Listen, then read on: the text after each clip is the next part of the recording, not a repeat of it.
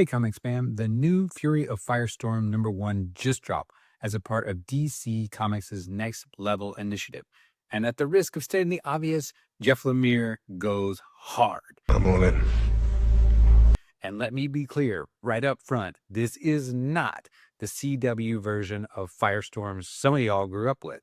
This is something else entirely, because Firestorm, he's basically a god. We're talking matter manipulation at a subatomic level. This dude has squared up in a fistfight with the new gods and held his own. And Lemire looks at that power and says, cool, but what if we break him emotionally?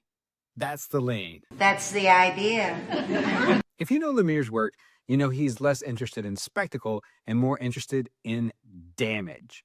Characters stripped down, isolated, trying to make sense of themselves. And Firestorm, he's perfect for that. The framing here is straight up biblical, like literally biblical. We're talking 7 days of creation. It's the basis of all creation. We drop into Bedford, Colorado, a small town setting, very on brand for Lemire, who himself grew up in rural Ontario, and watch as Firestorm begins to remake the world, the town, the people, reality itself, and the materials he chooses, glass and chalk, which is particularly interesting because in the first epistle to the Corinthians, the Apostle Paul talks about seeing through a glass darkly, an incomplete understanding of the truth of the divine. Bible learning. So here you have a character with near omnipotent power building reality out of something that symbolizes imperfect perception. Then there's the emotional flip. In Genesis Day 5, God looks at creation and says, it is good. Here, Firestorm looks at what he's done and he cries. Like a little bitch! That right there tells you everything. This is not power fantasy. This is a story about fragility, about duality, about a being who can do anything but has no idea what that means. And that duality has always been central to Firestorm. Historically, you've got Ronnie Raymond and Dr. Martin Stein sharing the Firestorm matrix. Two minds, one body. That tension, it's still here. It's the foundation. Just a typical foundation, just like these two other foundations. And it carries through everything else in the issue. There's even a nod for longtime fans to Jerry Conway's original run in 1982. Lighter moments, legacy characters like his old love interest Firehawk showing up to ground things a bit. But make no mistake, this book is operating on a completely different wavelength. The visuals are doing a ton of heavy lifting to create this version of the character. Bedford itself is a smart choice.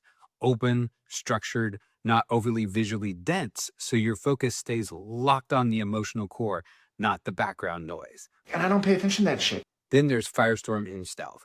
There's extensive extension of the character silhouette, simultaneously displaying and outwardly projecting power while actively appearing to use his hands for balance, sometimes taking on a yoga lotus pose, a character in conflict trying to maintain his internal bearings. Like a god, learning how to stand. Panel composition reinforces that too.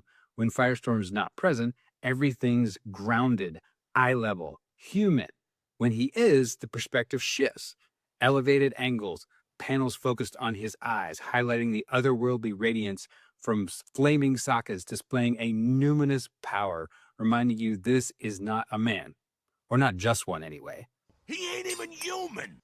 And then there are the small details. My favorite, Day 4, when he transforms the town. There's this quiet little cluster of butterflies. It's this attention to detail, all these transformational metaphors that communicate to the reader where this series is headed without a word bubble needed. And that's the kind of level this team is operating on. Subtle, intentional, layered. Like carrot cake? And credit where credit is due. Artist Rafael De LaTorre, colorist Marcelo Maiolo, and letterer Lucas Gattoni pull off something really special here. They create pause. Moments where your eye sets in a panel, where you feel the weight of what's happening. And that's the magic trick. That's what builds empathy. And that's what's going to carry this series. Makes sense. I picked this up on a whim, just being a fan of Jeff Lemire. But This doesn't feel like a typical Big Two book. It feels closer to his creator-owned work, like Black Hammer. More introspective, more deliberate, less capes. And yeah, I'm all in. Pick this up with confidence. Yeti out. Peace.